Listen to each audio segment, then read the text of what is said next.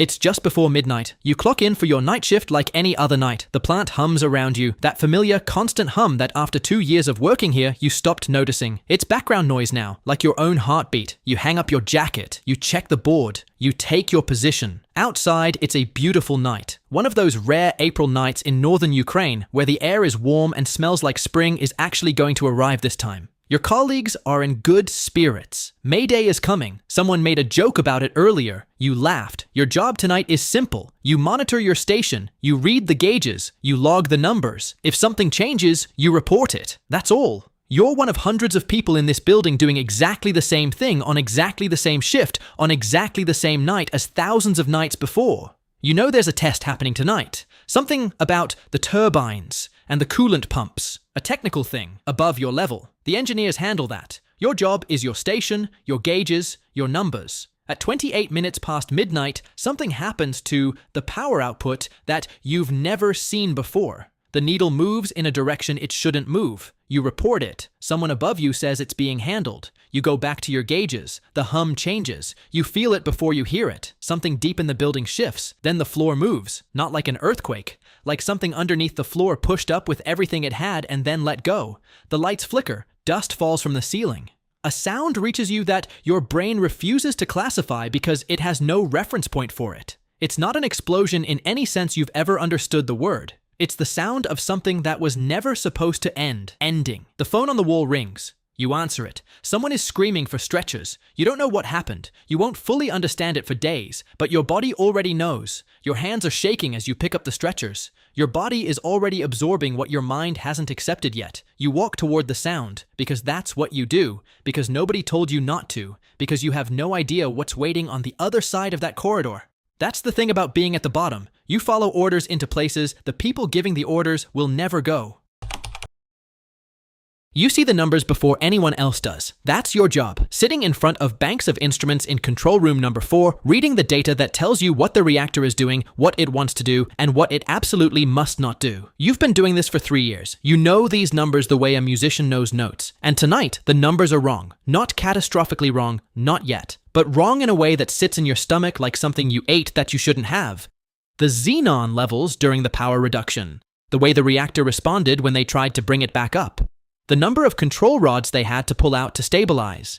206 rods in this reactor. They pulled out 200. You know what that means. You know what the safety manual says about that. You know what should happen next. Dyatlov is in the room. You can feel his presence without looking at him. You've worked under him long enough to know that there are 2 categories of information in this room tonight. Information he wants to hear and information he doesn't. And you've also worked here long enough to know what happens to the people who consistently give him the second kind. So you log the numbers, you watch the gauges, you say nothing about what your gut is telling you. At 1:23 and 40 seconds, you watch the power surge on your instruments with a clarity that will stay with you for the rest of your life. The numbers climb past anything in any manual, past anything in any training, past anything in any category you have a name for. You reach for the emergency button.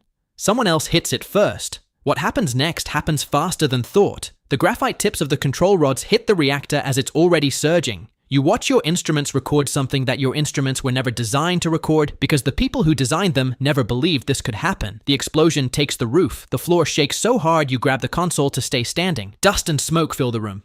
In the silence after, someone says the water tanks must have blown. You look at your instruments. Your instruments are telling you something else entirely. You say nothing. You're not sure if that's fear or shock. Later, you'll spend years trying to figure out which one it was. You'll never fully decide. You knew the test was wrong before it started. Not wrong like a miscalculation. Wrong like a decision made by someone who needed a result more than they needed the truth. You've been an engineer at this plant for 7 years. You've seen the previous tests. You know why they failed. You understand, at a level that most people in this building tonight do not, exactly what the reactor is being asked to do and exactly why it isn't ready to do it. The power level is too low for a safe test. You know this. The number of control rods withdrawn is past every safety threshold. You know this. The emergency cooling system has been disabled. You know this too. You also know Dyatlov. You said something. Earlier tonight, before the test began, you raised the concern. not loudly, not in a way that would make things uncomfortable. You framed it as a question, as engineers do when they want to sound collaborative rather than obstructive. You asked if perhaps the conditions weren't ideal for proceeding tonight. Dyatlov looked at you the way he always looks at the people who ask questions he doesn't want answered. You didn't ask again. When the power surges at 1:23, you're already watching for it. Some part of you, the part that never stopped calculating even when you stopped speaking, had already run the numbers. When the AZ5 button is pressed and the rods drop into the surging reactor, you understand, in a fraction of a second, that feels like a very long time. Exactly what the graphite tips are about to do. The explosion is 2 explosions. The first lifts you off your feet. The second puts you on the floor. When you get up, the room is chaos. People shouting, alarms screaming, Dyatlov's voice cutting through everything, insisting the reactor is intact, insisting it must be the water tanks, insisting. You look at the data in front of you, you look at Dyatlov, you think about everything you know, you think about everything you didn't say. You will spend the rest of your life in that moment. Not in the explosion, in the moment before it, in the question you asked once and then never asked again.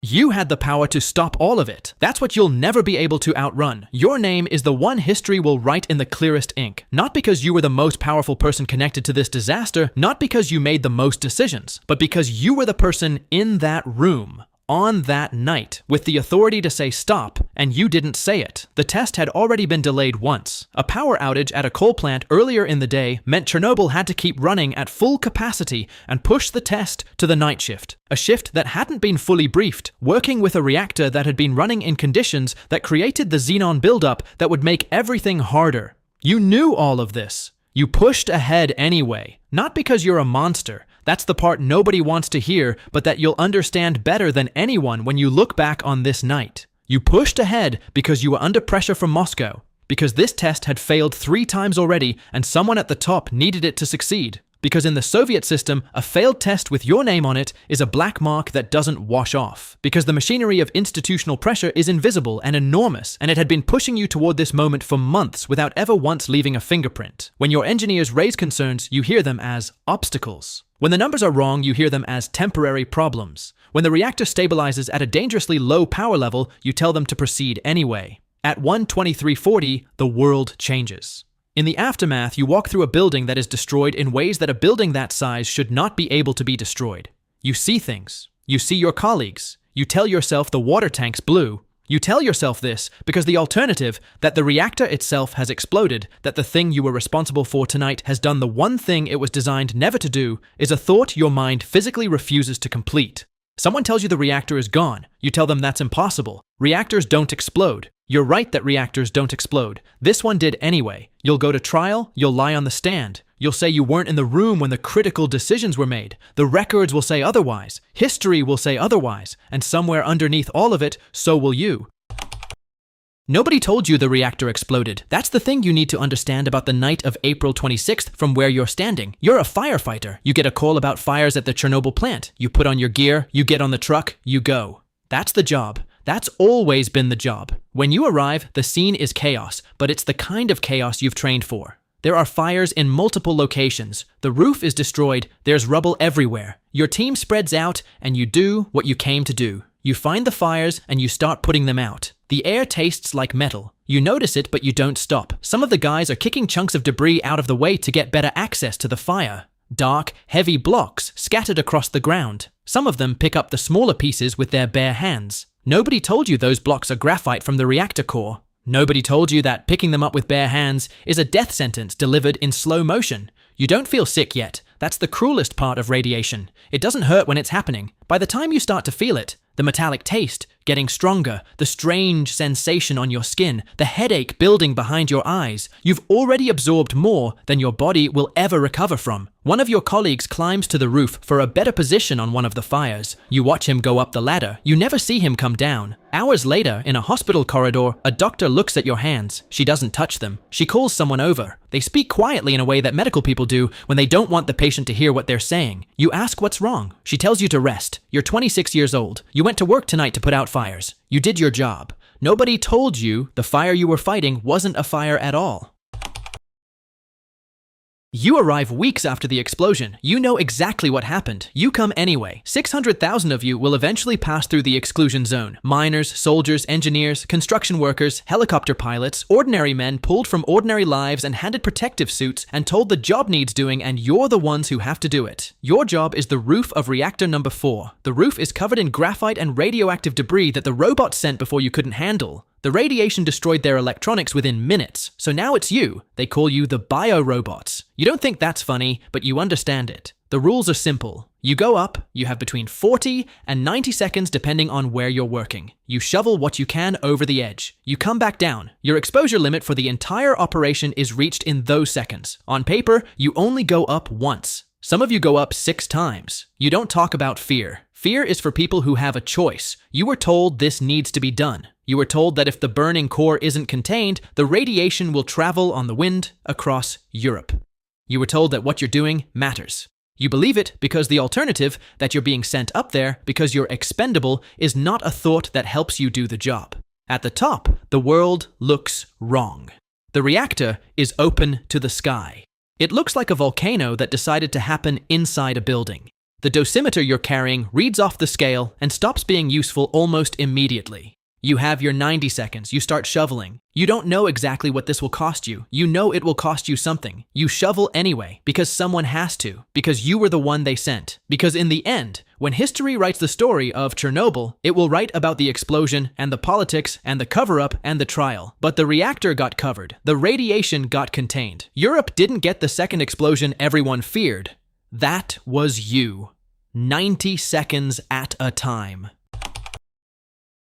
You know the complete truth from almost the beginning. That's not power. That's a burden with no exit. You're Valery Legasov, Deputy Director of the Chernobyl Institute of Atomic Energy. When the phone rings in the early hours of April 26th, you're already being told things that don't add up, because the people telling you are only telling you what they know, and what they know is being filtered through layers of institutional panic and Soviet reflexes about bad news. But you're good at reading between the lines, and between these lines is something you've feared for years. By the time you land in Chernobyl and are driven through the exclusion zone in an armored personnel carrier, you know, not all of it, but enough.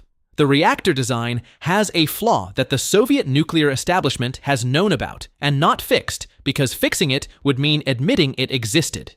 The graphite tips on the control rods. The thing that turned the emergency shutdown into a trigger. It's been in reports, it's been in conversations that happened in rooms you weren't invited to and then stopped happening. You manage the crisis with everything you have. You push for the evacuation when others want to wait. You push for the sand and boron drops from helicopters when others debate. You push for the tunnel under the reactor. You push for the liquidators. You put yourself in the exclusion zone long enough and often enough that your own body begins to pay the price. And then comes the tribunal. You stand up and you tell the international community the official version. Human error, operator mistakes. You give them Dyatlov and you give them the night shift and you give them a story that fits into a frame that doesn't require you to say, the reactor was flawed and we knew it and we built more of them anyway. You go home. You record tapes, hours of tapes in your apartment into a recorder. Your voice steady and precise. The complete truth. Every corner that was cut. Every report that was buried. Every meeting where the right question was asked and the wrong answer was given.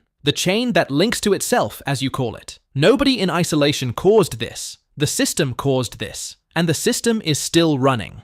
On April 27, 1988, the day after the second anniversary of the explosion, you are found dead. The tapes are found later. The world hears them eventually. You knew it would cost you everything to tell the truth. You told it anyway. That's the only rank that was ever really yours.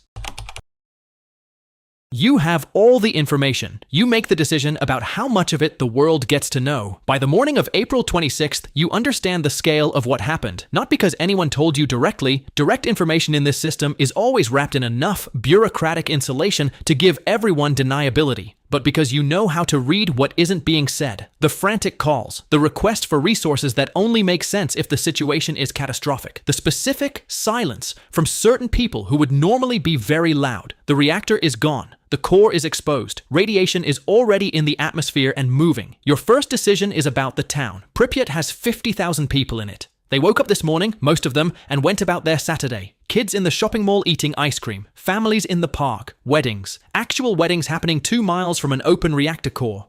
You know they need to be evacuated immediately. You also know that an immediate evacuation will generate questions. Questions will generate information. Information will reach the West. The West will use it. So you wait. 36 hours after the explosion, you begin the evacuation. You tell the people through speakers to take their documents and remain calm and that it's temporary.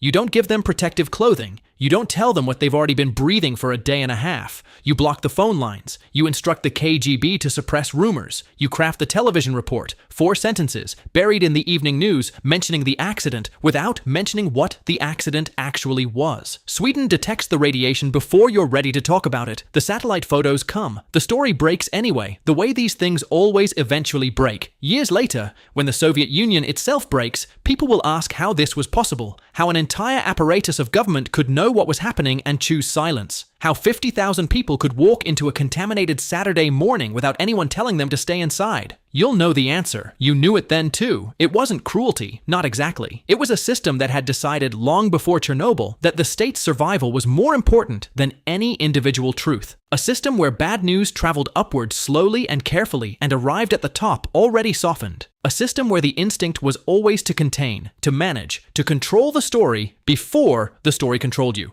Chernobyl didn't break that system, but it cracked it, and 3 years later, the crack finished the job. You didn't cause the explosion, but you chose what happened in the 36 hours after it. And those 36 hours are why the people of Pripyat received a dose of radiation they should never have received. The reactor exploded in a second, but the disaster was built over decades, one buried report at a time. One suppressed question at a time. One decision made by someone like you, not to say the thing that needed to be said. The chain links to itself. It always does. And somewhere in that chain, there's a link with your name on it.